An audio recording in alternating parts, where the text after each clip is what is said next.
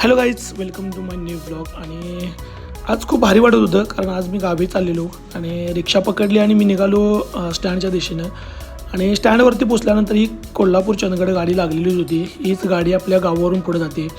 तर भारी वाटलं. आलो बसमध्ये बसलो कारण एकदा कंटाळा येतो, बस लागलेली नसते, बराच वेळ वेट करायला लागतो. गाडी लागलेली होती त्यामुळे भारी वाटत होतं. आणि फायनली गाडी निघाली कारण बरेच दिवस मी गावी गेलेलो नव्हतो, त्यामुळं घरची खूप आठवण येत होती, आईवडिलांची. आणि गावी शेतीची कामं पण चालू होती, ते पण जाऊन बघून यायचं होतं काय कसं, कारण आईची तब्येत ठीक नव्हती त्यामुळं म्हणजे कामं खूप कोळंबलेली होती आमची.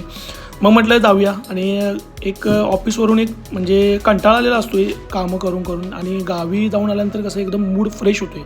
त्यामुळं मी जात असतो 15 दिवसाला गावी, पण यावेळेला भरपूर वेळ झालेला. आणि जसं गावच्या दिशेने मी जात होतो तसं तसं पुढं मोठ्या प्रमाणात वृक्षतोड झालेली, म्हणजे रस्त्याच्या डेव्हलपमेंटसाठी, रस्ता रुंदीकरणासाठी. हे बघून म्हणजे मला कसं तरीच वाटलं, कारण आपला जो भाग आहे इकडचा, तर ह्यो चंदगड भाग आपला म्हणजे निसर्गानं संपन्न आहे.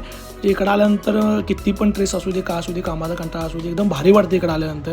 पण ते मला जरा कसं तरी वाटलं. आणि फायनली मी बसमधून उतरलो आमच्या स्टँडवरती, आणि भाऊ आमचे मला न्यायला म्हणजे भेटले इथं. त्यांनीच मला गाडीवरून घेतलं आणि आम्ही घरी निघालो. आणि घरी जात असताना म्हणजे एकदम भारी वाटत होतं, कारण आईला मी सरप्राईज देणार होतो. आईला सांगितले नव्हते मी येणार आहे म्हणून. आणि हे गावाकडे आमच्या म्हणजे भाताची लागण चालू होती, आणि म्हणजे सगळे शेतकरी या लगबगीतच होते भात लागवडीच्या.